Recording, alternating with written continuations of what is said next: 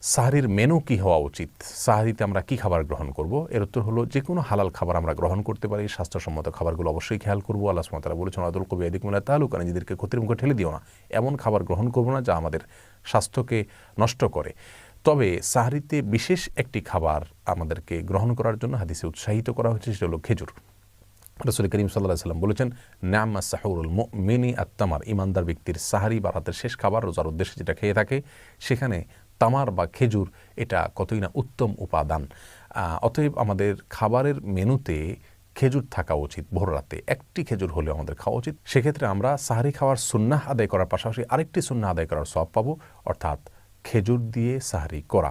তাছাড়া সারাদিন মানুষ ক্ষুধার্ত থাকে, পিপাসার্ত থাকে।